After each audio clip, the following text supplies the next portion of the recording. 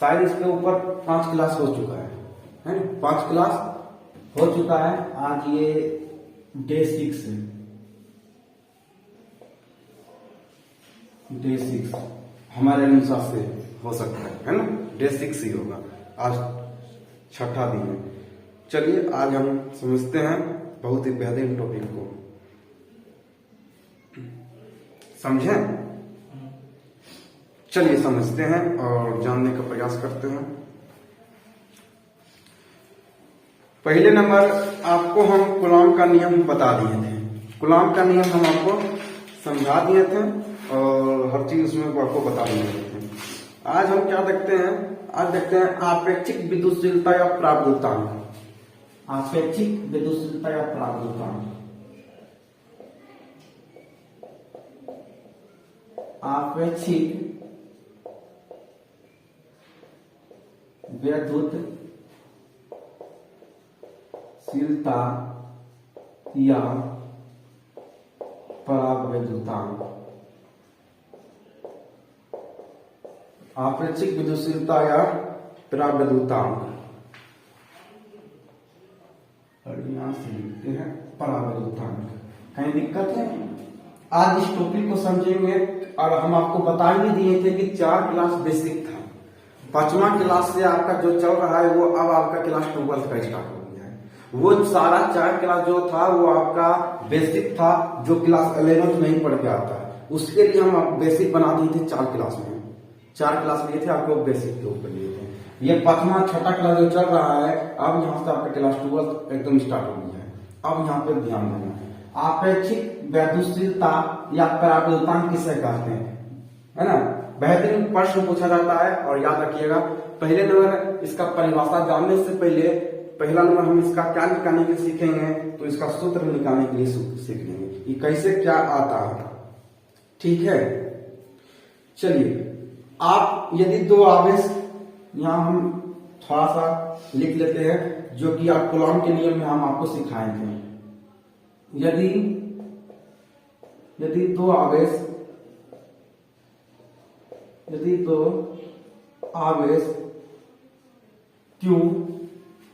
Q1 या Q2, यदि 2 आवेश Q1 और Q2 है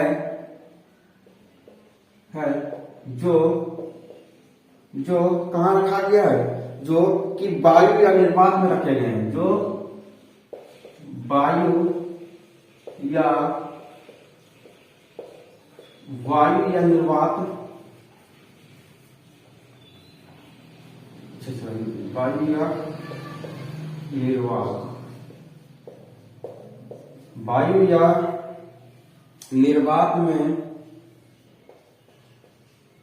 वायु या निर्वात में रखे हैं तथा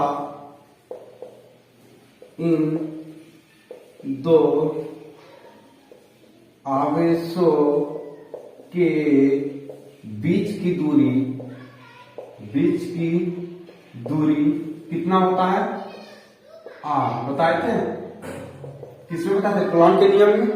कूलॉम के नियम में हम आपको बता दिए थे। अगर याद नहीं है तो ये आपकी गलतियां हैं, है ना? तो याद आपको रखना चाहिए था। तो यदि 2 आवेश Q1 Q2 है जो वायु या निर्वात में रखा गया, है और इन 2 आवेशों के बीच की दूरी क्या है? आपको हम बताए थे ना कि इस प्रकार से 2 बिंदुवत आवेश होता है और कूलॉम बल जो था 2 बिंदुवत आवेशों के बीच ही लगता है। एक Q1 आवेश होता था, ये तो Q आवेश एक को मान लीजिए Q0 आवेश, ये तो Q0 आवेश है। अब इसके बीच की ये दोनों आवेशों के बीच की दूरी क्या होता था? R होता था। कहीं दिक्कत? R होता था। तो वही चीज यहाँ पे लिखे हैं, यदि 2 आवेश Q1 Q2 है जो वायु या निर्वात में रखे हैं तो इन 2 आवेशों के बीच की दूरी कितना है? R है। ये तो जानवी करते हैं हम, कूलॉम के नियम पढ़ा ही दिए थे। और इसका फॉर्मूला क्या बन के निकला था आपको पता होगा। फॉर्मूला क्या बन के निकला था इसका? कूलॉम के नियम का फॉर्मूला क्या था? नहीं था F बराबर 1/4πε0 के था। आप भूल जाते हैं ना, भूलना ही तो नहीं है। 1/4 एप्सिलॉन नॉट चलिए अभी थोड़ा सा के को हटा दीजिए, कोई दिक्कत नहीं। 1/4 एप्सिलॉन नॉट Q1 Q2 बटे R स्क्वायर। कहीं दिक्कत? ये था समीकरण फर्स्ट। मतलब यहां दिक्कत नहीं, दिक्कत है। अब आगे देखते हैं, और आगे क्या देखेंगे? आगे जो है, यदि इन्हें वायु के स्थान पर जल या किसी माध्यम में रख दिया जाए तो कार्य करने वाला बल Fm।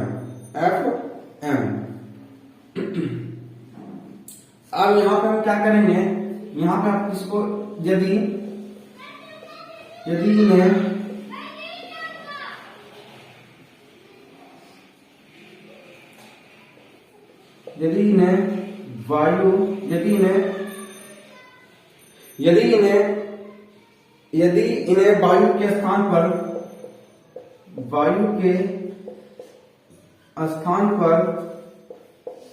वायु के स्थान पर जल या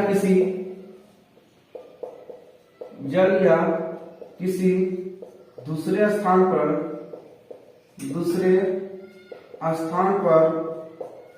पर रखा जाए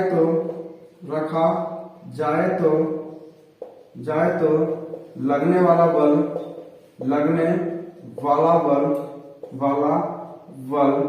Fm क्या होता है? Fm होता है। कोई दिक्कत नहीं होनी चाहिए। यहां पे एप्सिलॉन नॉट है, और दूसरा क्या हो जाएगा? दूसरा हो जाएगा F, क्या हो जाएगा बताइए? दूसरा हो जाएगा, यहाँ इसको F बल माने हैं, एक के ऊपर F बल लग रहा है। और F बल कब लग रहा था? सुनिएगा, F बल कब लग रहा था? जब हम वायु या निर्वात में रख रहे थे तो F बल लग रहा था। लेकिन अब की बार जो है वायु या निर्वात में नहीं रखेंगे, बल्कि अब की बार कहाँ रखेंगे? तो अब की बार जो है हम जल में रखेंगे। तो जल में रखेंगे तो बल कैसा लगेगा? Fm बल। कैसा लगेगा? Fm बल। M मतलब क्या? माध्यम है ना, बराबर 1/4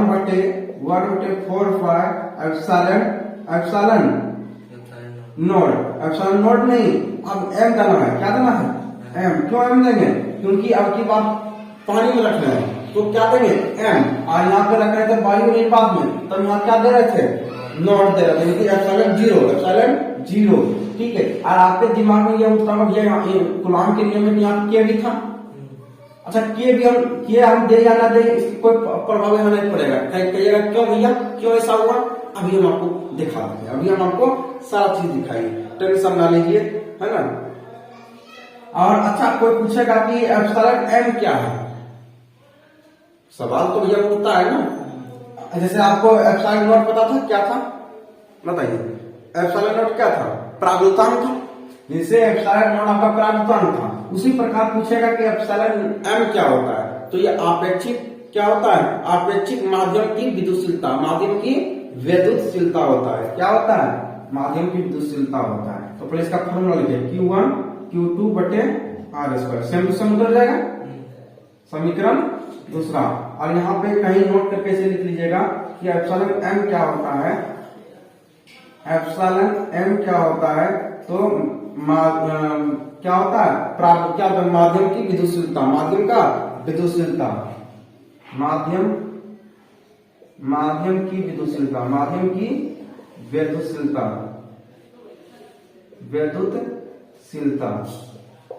माध्यम की विद्युतशीलता। ठीक है, याद रखिएगा। एप्सिलॉन M क्या होता है? माध्यम की विद्युतशीलता, माध्यम की विद्युतशीलता। अच्छा, अब हम आपसे से पूछते हैं और हम चलते हैं थोड़ा सा कैलकुलेशन में चलते हैं, और यहाँ पे हम थोड़ा सा जो है आपको तोड़ के दिखाते हैं, क्योंकि यहाँ पे तोड़ेंगे थोड़ा लंबा हो जाएगा। हम वहां पे रफ कर लेते हैं, रफ ना समझिएगा, रफ करते हैं। रफ कर क्या करेंगे? पहले समीकरण 1 को उठाइए। F बराबर क्या दिया हुआ है? 1/4 एप्सिलॉन नॉट Q1 Q2 बटे R स्क्वायर। समीकरण 1। समीकरण दूसरा क्या है? Fm 1/4 epsilon M Q1 Q2 बटे आर स्क्वायर। समीकरण दूसरा। अब हम आप ही से पूछते हैं। कहा पूछते हैं तो कहा पूछेंगे, हम यही पूछेंगे जो आपको आता है। अच्छा 1/4 कटेगा कि नहीं कटेगा? खत्म होगा कि नहीं खत्म होगा? अच्छा एप्सिलॉन नोड एप्सिलॉन एम काट सकते हैं आप? दोनों तो अलग अलग, कैसे कटेगा? नहीं कटेगा। Q1 Q2 आर स्क्वायर कटेगा या नहीं कटेगा? कट छट हो जाएगा, दोनों सेम ही है, ये भी कट जाएगा, ये भी कट जाएगा, कहीं दिक्कत? अच्छा अब आप ही से हम पूछेंगे, अब हम आप ही से पूछेंगे एकदम का बचा, का चीज बचा है ना? किस क्या चीज बचा? एफ बटे एफ एम बचा है, एफ बटे एफ एम बचा है, और क्या बचा है बताइए? और क्या बचा है बताइए? क्या बचा है? हाँ 1/एप्सिलॉन और ऊपर में 1 और नीचे एप्सिलॉन, उसके बाद 1/एप्सिलॉन एम। कहीं दिक्कत, दुख दर्द परेशानी, गिला शिकवा शिकायत नहीं होनी चाहिए, नहीं होनी चाहिए। अब हम आप ही से पूछेंगे और आप ही जवाब दीजिएगा कि एप्सिलॉन एम को ऊपर भेज सकते हैं? आप ही सब पूछेंगे। इस चलिए थोड़ा सा इजी करके बताते हैं। लीजिए गुना, जब भागा में जब ऊपर है गुना हो जाएगा, पलट देंगे, गुना जाकर पलट जाएगा, पलट गया। आप देखिए एफ बटे एफ एम बराबर एप्सिलॉन एम गुना 1 कितना होगा? एप्सिलॉन नोट गुना एप्सिलॉन 1 तैयार हो गया, हल होगा। बताइए भैया कहीं दिक्कत, कहीं दुख दर्द परेशानी, गिला शिकवा शिकायत नहीं होनी चाहिए। अगर है तो बोलिए कि हमारा भैया बहुत गिला शिकवा शिकायत है ना? तो नहीं है तो कोई दिक्कत नहीं है, कोई दिक्कत बोलिए नहीं है। चलिए तो फॉर्मूला, अब के को हम क्या कहते हैं? प्राप्तुतांक कहते हैं, आपको पहले बता रहे थे। तो हम के यहाँ लिखे या ना लिखे कोई दिक्कत नहीं था, है ना? के क्या होता है आपका? के आपका प्राप्तुतांक होता है। अब हम चलते हैं थोड़ा सा हम और देख लेते हैं इसमें। जैसे अब सूत्र फॉर्मूला क्या बन के तैयार हो गया, यहाँ पे लिख देते हैं, वो तो रख कर दिए थे कि ऐसे से वहां भी ये निकल का आएगा, तो आप लिख लीजिएगा कोई भी यहाँ से देख लीजिएगा कैसे कैसे फॉर्मूला आया। तो यहां तक तो आपको रूबहू उतारना ही उतारना है, उसके बाद इसको यहाँ उतारना है, नीचे इसका नीचे ये चिपा छाप देना है, ठीक है? अच्छा चलिए यहां तक तो आपको लिख ही देना है, उसके बाद यहां से स्टार्ट करना लिखने के लिए, फिर यहां तक आपको लिखना है, ठीक है? कोई दिक्कत नहीं होनी चाहिए। उसके बाद आप जो है क्या कर सकते हैं? बराबर, ये तो हो ही गया, तय फॉर्मूला हो ही गया कि एप्सिलॉन आर तो प्रागुतांक या अपेक्षित विद्युतशीलता इसको कहते हैं। ये जो आपको दिया हुआ है इसको क्या कहेंगे? के एप्सिलॉन के। अब सुनिए थोड़ा सा दिमाग उड़ने लगता है, बुझ रहे हैं, अच्छा कुछ होगा। के एप्सिलॉन आर, के और एप्सिलॉन आर को हम अभी तो बता ही दिए हैं। अच्छा अभी तो बताएं, अब बताएंगे के क्या होता है? प्राप्तुतांक होता है। और एप्सिलॉन आर क्या होता है? तो एप्सिलॉन आर भी एप्सिलॉन की प्राप्तुतांक या वैद्युतशीलता, प्राप्तुतांक या अपेक्षित वैद्युतशीलता, ठीक है? कहीं दिक्कत नहीं। तो आप समझिएगा ये किसका फॉर्मूला तैयार होगा? के इंटू एप्सिलॉन आर, के इंटू एप्सिलॉन आर बराबर एफ इंटू एफ एम बराबर एप्सिलॉन एम बटे एप्सिलॉन नोड।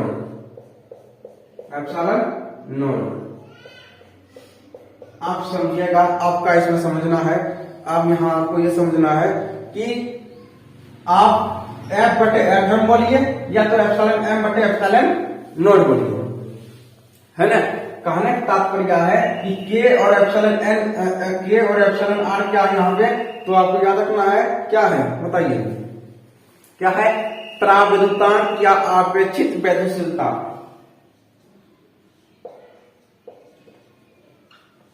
परावृत्तांक या आपेक्षिक वैद्युशीलता, आपेक्षिक वैद्युशीलता, वैद्युतशीलता, कहीं दिक्कत नहीं होनी चाहिए। दिक्कत है तो पूछिए। इतना दूर दिक्कत नहीं। कहीं है, चलिए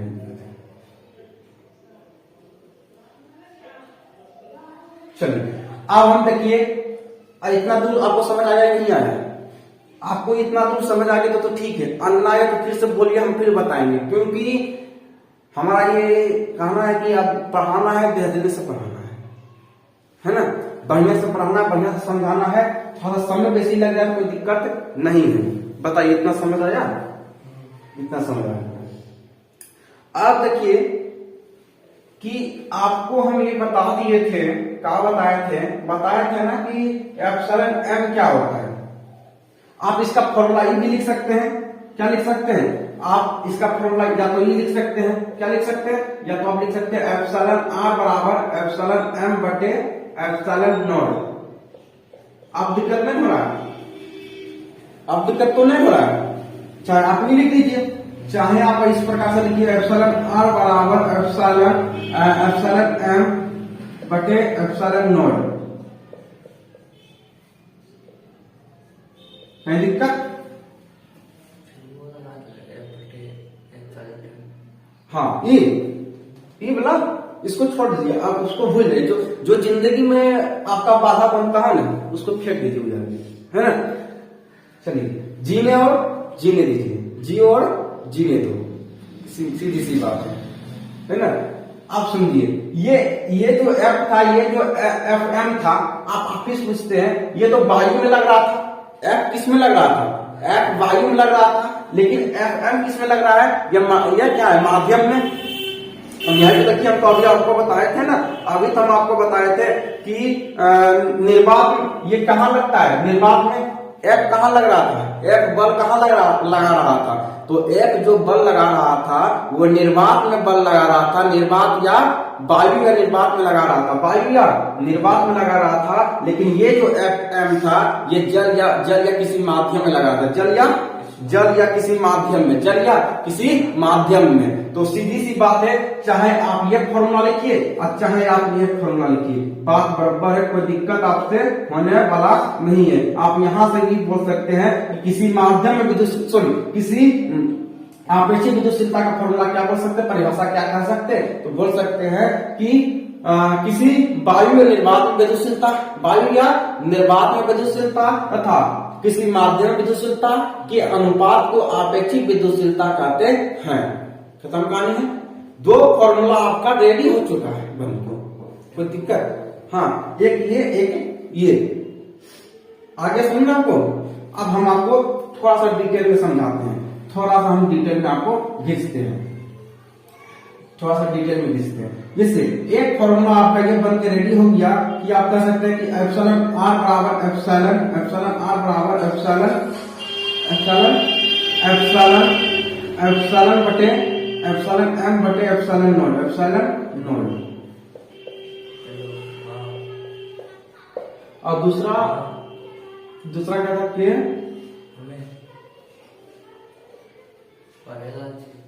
के बराबर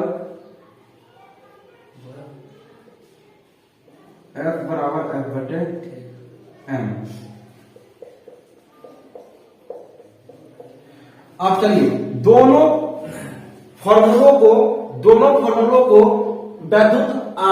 आपेक्षिक विद्युतशीलता या प्रावैद्युतांक, दो फॉर्मूला हम बना के निकाले हैं।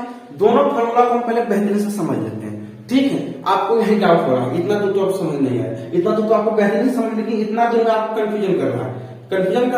अरे आपका देखिए, कहने मतलब यह है कि सास भी कभी बहू थी, है ना, और हम भी कभी स्टूडेंट थे, और हमें भी कहाँ फंसते थे, कहाँ परेशानियां होती थी, और हमें भी पता रहता था, है ना।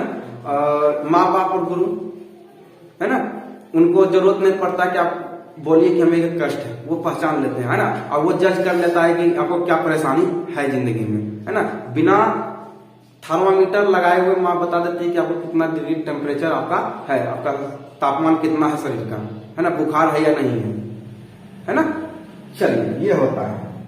देखिए आप ये जो फॉर्मूला, देखिए हम क्या कर रहे थे कि के और एप्सिलॉन एम एप्सिलॉन आर, के किसका फॉर्मूला बन जाएगा, के लगाकर बन जाएगा एफ बटे एप्सिलॉन का फॉर्मूला बन जाएगा, और एप्सिलॉन आर लगाकर बन जाएगा एप्सिलॉन एम बटे एप्सिलॉन नॉट का फॉर्मूला बन जाएगा। ये दो फॉर्मूला को हम एक ही जोड़ दिए थे, तब आपको परेशानी हो गया। आप दोनों फॉर्मूला को अलग कर दिए, दोनों फॉर्मूला को अलग कर दिए। हम यही तो कहते हैं जिंदगी में जो बाधा बने उसको उखाड़ के फेंक दीजिए, क्या जरूरत है उसको जिंदगी में आने का।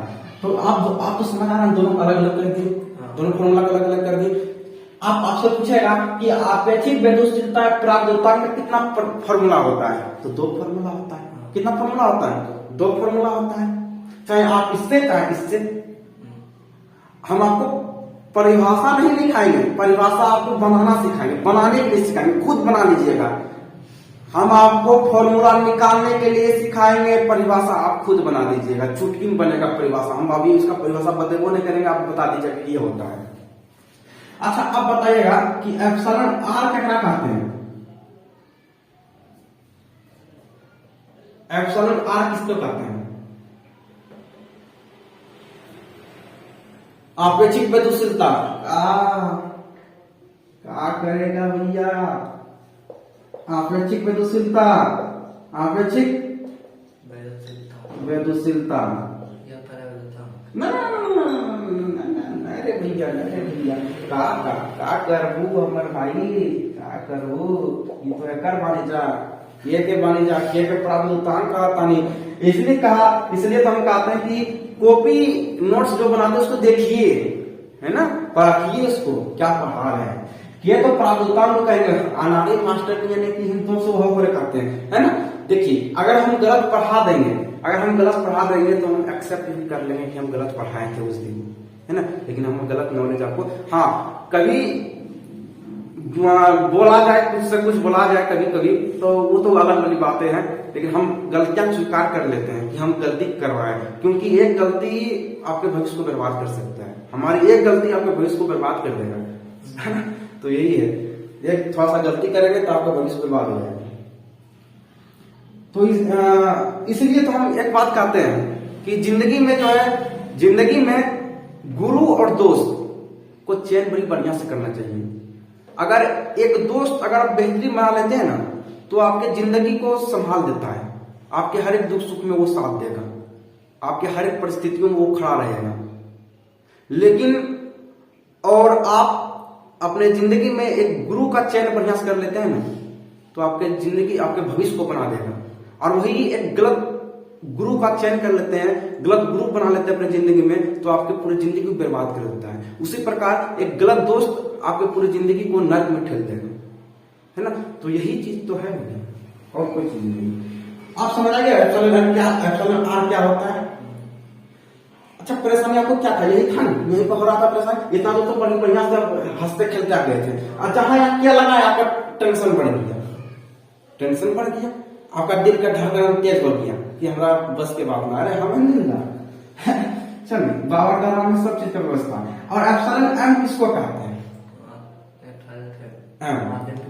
हाँ, क्योंकि एप्सिलॉन एम किसमें लगता है, माध्यम की वैद्युशीलता, माध्यम की वैद्युशीलता, वैद्युशीलता। और एप्सिलॉन नॉट क्या है, एप्सिलॉन नॉट क्या है बताइए। ये तो हो गया माध्यम की वैद्युशीलता, ये क्या है, एप्सिलॉन नॉट क्या है, निर्वात में वैद्युशीलता। एप्सिलॉन एम कब लगता है, जल,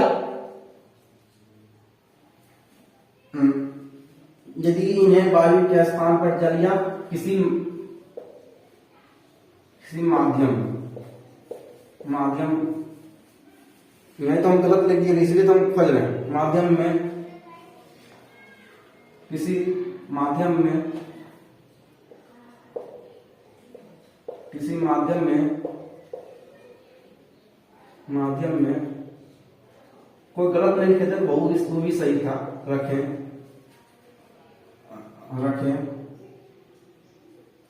तो लगने वाला बल सब तो सही लिखा हुआ था, लेकिन हम आपके लिए कर रहे हैं। रखे तो लगने वाला बल, लगने वाला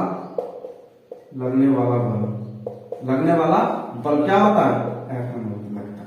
तो वही चीज बात आपको सिखा रहे थे कि यहाँ पे एप्सिलॉन नॉट कब लगता है? वायु और निर्वात में जब आता है तब एप्सिलॉन नॉट लगता है। उसके बाद एप्सिलॉन एम कब लगता है? जल या माध्यम में, जल या किसी माध्यम में, तब एप्सिलॉन, तब क्या लगेगा? एप्सिलॉन एम लगेगा। और एप्सिलॉन एम कब लगता है?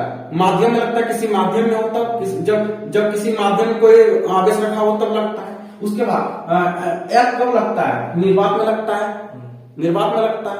कहीं दिक्कत होता नहीं होनी चाहिए। तो एप्सिलॉन एम क्या होगा? माध्यम की विद्युतशीलता। और ये क्या होगा? एप्सिलॉन नॉट निर्वात में विद्युतशीलता। ये निर्वात में लगता है तो ये निर्वात की विद्युतशीलता, निर्वात की विद्युतशीलता, निर्वात की विद्युतशीलता। कहीं दिक्कत नहीं। आप भैया बोलेगा परिभाषा बनाने के सिखा दीजिए, अरे आप खुद बना लीजिए, हम कुछ नहीं बताएंगे, आप खुद बनाइए। हमको आपेक्षिक विद्युतशीलता का परिभाषा चाहिए। किसका चाहिए?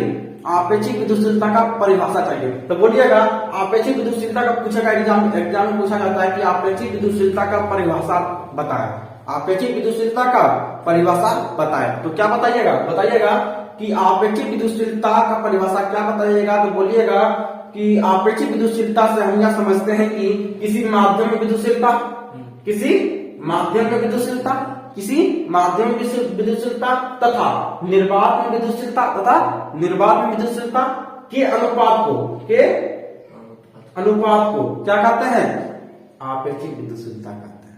आपेक्षिक विद्युतशीलता कहते हैं। क्या रटवाएं? आपको बनाना सिखा दिए, फॉर्मूला निकालने सिखा दिए, कैसे निकला नहीं निकला बनाने भी सिखा दिए। पढ़ने का सही तरीका यही होता है। ठीक है। अंधेरी और रात में कोई पूछेगा तो एप्सिलॉन आर खाली फॉर्मूला याद रखिएगा। एप्सिलॉन आर बराबर होता है एप्सिलॉन बटे एप्सिलॉन एम बटे एप्सिलॉन नॉट होता है। तो पूछेगा आपेक्षिक विद्युतशीलता का परिभाषा क्या होता है? तो सीधा सा बोलना है कि माध्यम की विद्युतशीलता, किसी माध्यम की विद्युतशीलता तथा निर्वात की विद्युतशीलता, किसी माध्यम की विद्युतशीलता तथा निर्वात की विद्युतशीलता, और बीच में क्या लगेगा? अनुपात। तो बोलिएगा माध्यम की विद्युतशीलता तथा निर्वात की विद्युतशीलता के अनुपात को क्या कहते हैं? आपेक्षिक विद्युतशीलता कहते हैं। दिक्कत, मजा लग रहा है पढ़ने में? हाँ, लगना भी चाहिए। अब देखिए पराविद्युतांक की परिभाषा देखते हैं। पराविद्युतांक की पूछता है, अब यहां देखते हैं क्या होता है? पराविद्युतांक क्या होता है? पराविद्युतांक। एफ क्या होता है? निर्वात में विद्युतशीलता। क्या होता है? एफ कब लगता है? एफ बल कब लगता है? निर्वात में। तो निर्वात में विद्युतशीलता, निर्वात में देखिए ये सब अलग है। इधर निर्वात में विद्युतशीलता, निर्वात में विद्युतशीलता। और एफ एम क्या होता है? एफ एम क्या होता है? हाँ, तो इसको कहाँ लिखे? इसको ऊपर लिखे? अच्छा नहीं, यही लिख देते हैं, यहीं पे लिख देते हैं। क्या होता है? माध्यम में विद्युतशीलता, माध्यम में विद्युतशीलता, अरे तो इधर घुस गया मास्टर। माध्यम में विद्युतशीलता। कहीं दिक्कत? बनाइए पराविद्युतांक का परिभाषा। बोले पूछेगा कि आपेक्षिक विद्युतशीलता पराविद्युतांक किसे कहते हैं? तो बोलिएगा कि निर्वात में विद्युतशीलता, वही चीज को बोलना है। बोलिएगा माध्यम में विद्युतशीलता, माध्यम में विद्युतशीलता तथा निर्वात में माध्यम में विद्युतशीलता। यहाँ क्या था? हाँ, यहाँ माध्यम में लिखा है। अच्छा कोई दिक्कत नहीं, अरे ऊपर नीचे तो खेला होते रहता है। यहाँ फॉर्मूला तो सर इसलिए लगा रहे हैं का बकलोल मास्टर है का यहाँ निर्वात लिखवा दिए। निर्वात है, हाँ ठीक है, सही तो फॉर्मूला बना है। कहा झूठो पर लगता है मास्टर। एफएम क्या है? माध्यमिक विद्युत, ठीक है। बोलिए निर्वात पूछेगा प्रावधान किससे कहते हैं, प्रावधान की परिभाषा क्या होता है, तो बोलिएगा किसी निर्वात में विद्युतशीलता, निर्वात में विद्युतशीलता तथा माध्यम विद्युतशीलता, निर्वात में विद्युतशीलता तथा माध्यम विद्युतशीलता के अनुपात को क्या कहते हैं, प्रावधान कहते हैं। ये था आपेक्षिक विद्युतशीलता का परिभाषा, ये था प्रावधान का परिभाषा। आगे समझ में प्रावधान का परिभाषा समझ आ गया होगा, और आपको ही भी समझ आ गया होगा कि प्रावधान का परिभाषा क्या होता है और आपेक्षिक विद्युतशीलता का परिभाषा क्या होता है, और आपको हर चीज आपको समझा दिए। बस बचा क्या, बीमा। अब बीमा निकालने सीखेंगे, उसके बाद बीमा के बाद सीखेंगे इसका एसआई मात्रक क्या होता है। हाँ, बहुत इसमें थोड़ा सा सीखना है। बीमा निकालने के लिए सीखेंगे, है ना, बीमा निकालने के लिए सीखेंगे। उसके बाद इसके आगे और इसके बारे में जानेंगे। अभी इसमें बहुत चीज जानना है, इसमें अभी बहुत चीज जानना है, ठीक है। और उसके बाद इतना जानने के बाद इसके तो आगे बढ़ेंगे। पहले हम यहाँ तक तो आपको सिखाई दिए कि आपेक्षिक विद्युतशीलता का जो फॉर्मूला निकालने के लिए सिखा दिए। उसके बाद इसका परिभाषा तो अभी लिखे नहीं है कहीं पे, लेकिन आपको बता दिए हैं, सिखा दिए हैं कैसे कैसे बना है, तो आप खुद लिख लीजिएगा। और नहीं तो हम अगले क्लास में तो सीखेबे करेंगे, लिख लीजिए, है ना। अगले क्लास में तो हम सिखाई देंगे, लेकिन हम चाहते हैं कि अभी कुछ सिखा दें लिखने के लिए, ठीक है। तो चलिए यहीं पे हम सिखा देते हैं, यहीं पे हम लिख देते हैं। अधूरा क्लास को छोड़ना बहुत बेकार होता है। तो आपेक्षिक विद्युतशीलता का परिभाषा क्या होता है, आपेक्षिक विद्युतशीलता, विद्युतशीलता का परिभाषा क्या होता है, तो परिभाषा इसका क्या होता है, परिभाषा क्या होता है, तो परिभाषा होता है किसी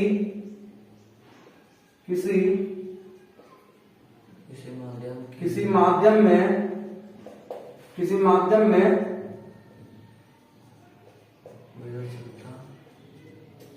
विद्युतशीलता तथा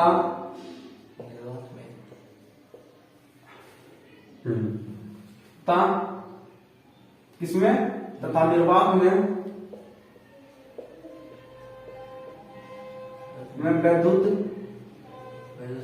विद्युतशीलता के अनुपात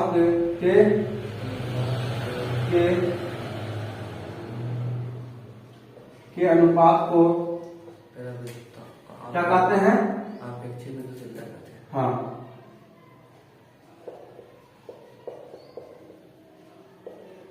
आपेक्षिक विद्युतशीलता कहते हैं, शीलता कहते हैं। कहीं दिक्कत नहीं होनी चाहिए। उसके बाद कहते हैं, इसका फॉर्मूला क्या होता है, इसका फॉर्मूला क्या होता है, एप्सिलॉन आर बराबर एप्सिलॉन एम बटे एप्सिलॉन नॉट। इसका क्या होता है, इसका फॉर्मूला होता है। फॉर्मूला यहाँ आप परावैद्युतांक का तो आप खुद से बना सकते हैं, ये वो बनाना सिखाई दी, परावैद्युतांक का खुद से बना लीजिएगा, ठीक है। और इससे अगले क्लास में हम इससे आगे जानेंगे। इतना बेसिक से पढ़ा रहे हैं तो हमको समय लग रहा है, अगर हम उड़ा के पढ़ा देंगे तो समय कुछ भी हमको नहीं लगेगा।